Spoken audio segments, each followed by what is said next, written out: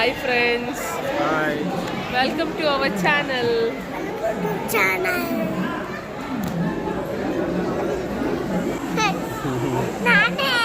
ನಾವು ಮಂತ್ರಾಲಯಕ್ಕೆ ಹೊಂಟಿದ್ದೀವಿ ಫ್ರೆಂಡ್ಸ್. ಇಲ್ಲಿ ಹಿಂದೆ ಕಾಣ್ತಿದ್ಯಲ್ಲ ನಾವು ಹೋಗ್ತಾ ಅದೇ ಟ್ರೈನು 900 ಎಕ್ಸ್ಪ್ರೆಸ್ ಅಂತ. ನಾವು ಇಲ್ಲಿಂದ 5 ಜನ ಹೊಂಟಿದ್ದೀವಿ. Hi friends, welcome back to our channel. ನಾವು ಮೊನ್ನೆ ರೀಸೆಂಟಾಗಿ ಮಂತ್ರಾಲಯ ಹೋಗಿದ್ವಿ.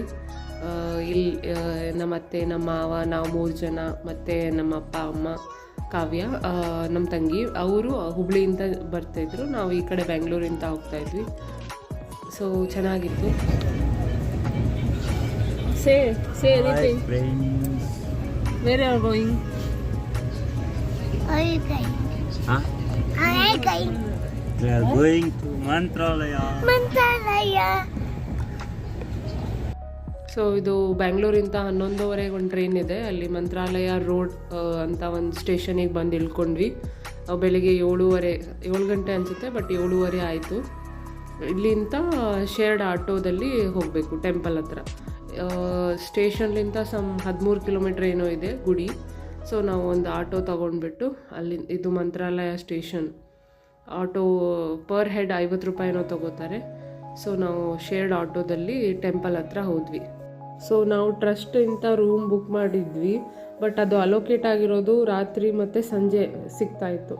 ಸೊ ಹೋಗಿ ಫ್ರೆಶ್ ಅಪ್ ಆಗೋಕ್ಕೆ ಇವಾಗ ರೂಮ್ ಬೇಕಂತ ಹೇಳ್ಬಿಟ್ಟು ಟೆಂಪಲ್ ಹತ್ರ ರೀಚ್ ಆದ ತಕ್ಷಣ ಅಲ್ಲಿ ಜನ ಇರ್ತಾರೆ, ಲೈಕ್ ಅಪ್ರೋಚ್ ಮಾಡ್ತಾರೆ, ರೂಮ್ ಬೇಕಾ ಅದೆಲ್ಲ ಅಂತ ಕೇಳ್ತಾ ಇರ್ತಾರೆ. ಸೊ ಒಬ್ಬರ ಹತ್ರ ಮಾತಾಡಿಬಿಟ್ಟು 1500ಗೆ ಒಂದು ರೂಮ್ ತೊಗೊಂಡ್ವಿ. ಸ್ಟಿಲ್ ಸಂಜೆ ತನಕ 6 o'clock ತನಕ ಎಲ್ಲರೂ ಸೇರಿ ಒಂದೇ ರೂಮ್ ತೊಗೊಂಡಿದ್ವಿ. ಅಲ್ಲೇ ಹೋಗಿ ಫ್ರೆಶ್ ಅಪ್ ಆದ್ವಿ. ನೆಕ್ಸ್ಟ್ ಫ್ರೆಶ್ ಅಪ್ ಆಗೋಕ್ಕಿಂತ ಮುಂಚೆ ತಿಂಡಿ ಮಾಡ್ಕೊಂಡ್ವಿ. ತುಂಬ ಹಸಿವು ಆಗ್ತಾಯಿತ್ತು. ರೂಮೆಲ್ಲ ಸೇರಿ ಹೋಗೋವರೆಗೆ ಒಂದು 10 ಗಂಟೆನೂ ಆಯ್ತು. ಮೊದಲೆಲ್ಲ ಅವ್ರು ತಿಂಡಿ ಮಾಡಿದ್ರು, ನಾವು 3 ಜನ ಮಾಡಿದ್ದಿಲ್ಲ. ಸೊ ಬಂದ್ವಿ ಇಲ್ಲಿ ಹೊರಗಡೆ. ಅಲ್ಲೇ ಹೊರಗಡೆ ತುಂಬ ಹೋಟೆಲ್ಸ್ ಇದ್ದಾವೆ. ಅಲ್ಲಿ ನಾವು ಫಸ್ಟ್ ತಿಂದಿದ್ದಲ್ಲಿ ಚೆನ್ನಾಗಿರಲಿಲ್ಲ. ಇಲ್ಲಿ ಆಮೇಲೆ ಚಹಾ ಕುಡಿಯೋಕಂತ ಬೇರೆ ಕಡೆ ಬಂದ್ವಿ. ಇಲ್ಲಿ ರಾಯರ ದರ್ಶಿನಿ ಅಂತ, ಇದು ಚೆನ್ನಾಗಿತ್ತು. ನೆಕ್ಸ್ಟ್ ಡೇ ಇಲ್ಲೇ ಬ್ರೇಕ್ಫಾಸ್ಟು ಮಾಡಿ. ಸೊ ಇದೇ ಶ್ರೀ ಸದ್ಗುರು ರಾಘವೇಂದ್ರ ಲಾಡ್ಜ್ ಅಂತ ಇತ್ತು. ಟೆಂಪಲ್ಗೆ ಹತ್ರನೇ ಇತ್ತು, ಚೆನ್ನಾಗಿತ್ತು ಇದು. ಸೊ ಇಲ್ಲಿ ಹೋಗಿ ಫ್ರೆಶ್ ಅಪ್ ಆಗೋರಿಗೆ, ಎಲ್ಲ ರೆಡಿ ಆಗೋರಿಗೆ 12 ಗಂಟೆ ಆಯಿತು. 12 ಗಂಟೆ ಆದಮೇಲೆ ಅಲ್ಲೆಲ್ಲ ಹೇಳ್ತಿದ್ರು ಸುತ್ತಲೂ ಒಂದು 5 ದೇವಸ್ಥಾನ ಇದ್ದಾವಂತೆ, ಅದನ್ನೆಲ್ಲ ತೋರಿಸ್ತೀವಿ ಅಂತ ಹೇಳಿದ್ರು ಆಟೋದವರು. ಸೊ ಅದರಲ್ಲಿ ಪರ್ ಹೆಡ್ 150 ಕೊಟ್ಟು ಹೋದ್ವಿ 12 ಗಂಟೆಗೆ. ಆನ್ ದ ವೇ ಅದು ಎಂಟ್ರೆನ್ಸ್ ಪಕ್ಕನೇ ಒಂದು ದೇವಸ್ಥಾನ ಬಂತು. ಅದು ಶ್ರೀ ಅಭಯ ಆಂಜನೇಯ ಟೆಂಪಲ್ ಅಂತ, ಅಂದರೆ ಹನುಮಾನ್ ಟೆಂಪಲ್. ಇಲ್ಲಿ ನೀವೀಗೇನು ನೋಡ್ತಾ ಇದ್ದೀರಾ, ಇದು ಶ್ರೀ ಅಭಯ ಆಂಜನೇಯ ಟೆಂಪಲ್. ಫಸ್ಟ್ ಇಲ್ಲಿ ಕರ್ಕೊಂಡು ಹೋದರು, ಚೆನ್ನಾಗಿತ್ತು. ಎಲ್ಲ ನೋಡಿದ್ವಿ, ದರ್ಶನ ಮಾಡಿದ್ವಿ. ನೆಕ್ಸ್ಟ್ ಬಂದಿದ್ದು ಬಿಚ್ಚಾಲೆ ಅಂತ. ಇದು 2ನೇ ಮಂತ್ರಾಲಯ ಅಂತ ಕರೀತಾರೆ. ಇಲ್ಲಿ ರಾಯರ ಏಕಶಿಲಾ ಬೃಂದಾವನ ಇದೆ. ರಾಯರ ಏಕಶಿಲಾ ಬೃಂದಾವನ ಇದೆ ಇಲ್ಲಿ. ಮತ್ತು ತುಂಗಭದ್ರಾ ನದಿ ಹರಿತಾ ಇದೆ ಅಲ್ಲಿ. ಚೆನ್ನಾಗಿದೆ ಇದು ನೋಡೋಕ್ಕೆಲ್ಲ. ಇಲ್ಲಿ ಪ್ರಸಾದ ಇತ್ತು, ಪ್ರಸಾದ ಮಾಡ್ಕೊಂಡ್ವಿ ನಾವು.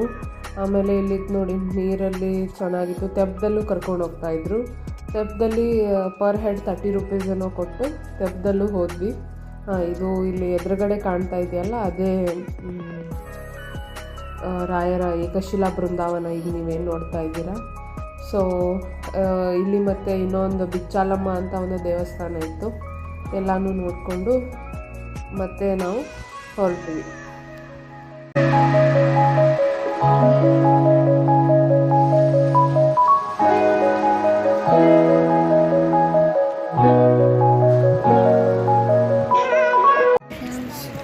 ಎಲ್ಲಿಗೆ ಬಂದ್ಯಾ ಹೇಳು?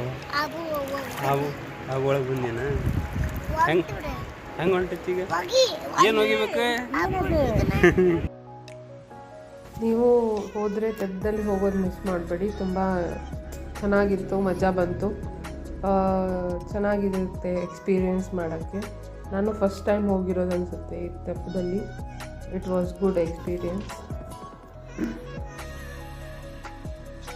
ನೆಕ್ಸ್ಟು ಇಲ್ಲಿ ಬಿಚ್ಚಾಲಮ್ಮ ದೇವಸ್ಥಾನ ಇದೆ ಪಕ್ಕದಲ್ಲಿ, ಅಲ್ಲಿ ಬಂದಿದ್ವಿ. ಈ ದೇವಸ್ಥಾನದ ವಿಶೇಷತೆ ಏನಂದರೆ, ದೇವಸ್ಥಾನ ಕಟ್ಟುವಾಗ ಇಲ್ಲಿ ಬಾಳೆಹಣ್ಣು ಮತ್ತು ಬೆಲ್ಲದಿಂದ ಕಟ್ಟಲಾಗಿದೆ ಅಂತ ಇಲ್ಲಿ ಹಾಕಿದ್ರು. ಅದಕ್ಕೆ ಬಿಚ್ಚಾಲಮ್ಮ ಅಂತ ಹೆಸರು ಬಂದಿದೆ ಅನಿಸುತ್ತೆ. ನೆಕ್ಸ್ಟು ಅಪ್ಪಣ್ಣಾಚಾರ್ಯ ಅವರ ಮನೆಗೆ ಬಂದ್ವಿ. ಇವರು ರಾಘವೇಂದ್ರ ಅವರ ಶಿಷ್ಯರ ಮನೆ ಇದು.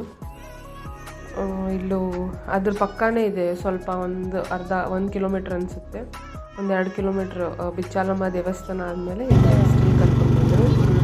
ಇದಾದಮೇಲೆ ನಾವು ಹೋಗ್ತಾ ಇರೋದು ನಮ್ಮದು ಲಾಸ್ಟ್ ಡೆಸ್ಟಿನೇಷನ್. 5 ಪ್ಲೇಸಸ್ ತೋರಿಸ್ತೀವಿ. ಇದು 5th place Panchamukhi Anjaneya. So ಇಲ್ಲಿ ಕಲ್ಲಲ್ಲೇ ಅದು ಹನುಮಂತ ಪ್ರತ್ಯಕ್ಷ ಆಗಿರೋದು, ಒಂಥರ ಪಂಚಮುಖಿ ಫುಲ್ ಬೆಟ್ಟದಲ್ಲಿ ಕಲ್ಲಲ್ಲೇ ಇದೆ ಅದು ದೇವಸ್ಥಾನ. ಚೆನ್ನಾಗಿತ್ತು. ಮತ್ತು ಇಲ್ಲಿ ಆಂಜನೇಯ ಪಾದಗಳು ಇದೆ ದೊಡ್ಡ ಅಲ್ಲಿ ಚೆನ್ನಾಗಿತ್ತು ದೇವಸ್ಥಾನ. ಪಂಚಮುಖಿ ಆಂಜನೇಯ ಇದು ಸ್ವಲ್ಪ ದೂರ ಆಗುತ್ತೆ ಮಂತ್ರಾಲಯದಿಂದ. ಸೇಮ್ ಅದೇ ಆಟೋದವರೇ ಎಲ್ಲ ನಮಗೆ 5 ದೇವಸ್ಥಾನ ತೋರಿಸಿದ್ರು. ಇಲ್ಲೇ ಸ್ವಲ್ಪ ನಡ್ಕೊಂಡು ಹೋದರೆ ಇನ್ನೊಂದು ಲಕ್ಷ್ಮೀ ದೇವಸ್ಥಾನ ಬರುತ್ತೆ. ಪ್ಲೇನ್ ಥರ ಇದೆ ಕಲ, ಫೇಮಸ್ ಇದೆ ಅಂತೆಲ್ಲ ಹೇಳ್ತಿದ್ರು. ಅದು ಒಂಥರ ಪ್ಲೇನ್ ಥರ ನಿಂತಿದೆ. ಮುಂದೆ ಹೋದರೆ ಸ್ವಲ್ಪ ಲಕ್ಷ್ಮೀ ದೇವಸ್ಥಾನ ಇದೆ ಇಲ್ಲಿನೂ ದರ್ಶನ ಮಾಡಿಕೊಂಡು ಆಲ್ಮೋಸ್ಟ್ 4 ಗಂಟೆ ಆಯ್ತು ಅನ್ಸುತ್ತೆ ಇದೆಲ್ಲ ನೋಡ್ಕೊಂಡು ಹೋಗೋರಿಗೆ. ಸೊ ನಮಗೆ 4:15 ಅಂದರೆ ರೂಮ್ ಹತ್ರ ಬಿಟ್ಟರು. ತುಂಬ ಬಿಸಿಲಿತ್ತು. ಸೊ ನಾವು ಎಲ್ಲ ಟಯರ್ಡ್ ಆಗಿದ್ವಿ. ಇಲ್ಲಿ ದರ್ಶನ ಮಾಡಿಕೊಂಡು 4:15 ಸ್ವಲ್ಪ ರೆಸ್ಟ್ ಮಾಡಿದ್ವಿ 6 ಗಂಟೆ ತನಕ. ಸೊ ಸಂಜೆ ಆದಮೇಲೆ ರಾಯರ ಕಡೆ ಗುಡಿ ಕಡೆ ಹೊರಡ್ವಿ. ನೋಡಿ ಸಂಜೆ ಲೈಟಿಂಗ್ಸ್ ಎಲ್ಲ ಹಾಕಿದ್ರು, ಸಖತ್ತಾಗಿ ಕಾಣ್ತಾ ಇತ್ತು. ಎಷ್ಟು ಚೆನ್ನಾಗಿ ಕಾಣ್ತಾ ಇದೆ. ನಾವು ಬಂದಿರೋದು ಒಂದು 6 ಗಂಟೆ 6:30 ಅನಿಸುತ್ತೆ. ಸೊ ಅವಾಗಿನ ಲೈಟಾಗಿ ಕತ್ಲ ಆಗ್ತಾಯಿತ್ತು.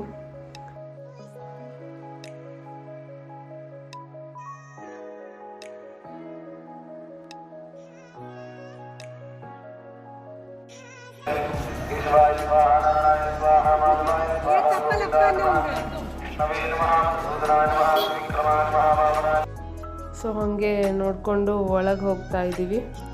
ಒಳಗಡೆ ನೋಡೋಣ, ರಶ್ ಇಲ್ಲ ಅಂದರೆ ದರ್ಶನ ಮಾಡೋಣ ಅಂದ್ಕೊಂಡು ಹೋದ್ವಿ.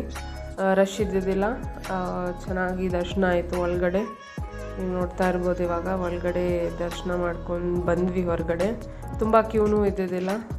ಮತ್ತು ಅಲ್ಲಿ ರಥೋತ್ಸವ ಆಗ್ತಾಯಿತ್ತು. ಮೇ ಬಿ ಅದು ಡೈಲಿ ಆಗುತ್ತೆ ಅಂದ್ಕೊತೀನಿ. ತುಂಬ ಹಾಗೆ 2, 3, 4, 5 ಸಲ ರಥೋತ್ಸವ ಆಗ್ತಾಯಿತ್ತು. ಅದು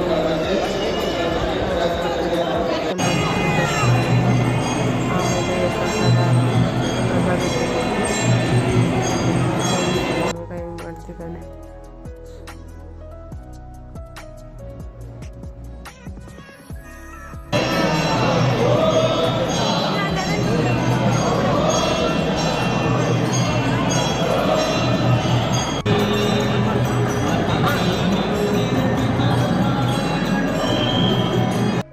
ಪ್ರಸಾದದಲ್ಲಿ ಬಿಸಿಬೇಳೆಭಾತು ಮೊಸರನ್ನ ಇತ್ತು. ಊಟ ಮಾಡಿಕೊಂಡು ರೂಮ್ ಕಡೆ ಹೊರಟ್ವಿ. ಈ ವಿಡಿಯೋ ಇಷ್ಟ ಆದರೆ ಲೈಕ್ ಮಾಡಿ, ಶೇರ್ ಮಾಡಿ, ಸಪೋರ್ಟ್ ಮಾಡಿ. ನೆಕ್ಸ್ಟ್ ವಿಡಿಯೋದಲ್ಲಿ ನಾವು ಡೇ 2 ಏನು ಮಾಡಿದ್ವಿ ಅಂತ ಶೇರ್ ಮಾಡ್ತೀನಿ. ರಾಯರು ಎಲ್ರಿಗೂ ಆಶೀರ್ವಾದ ಮಾಡಲಿ. Thank you.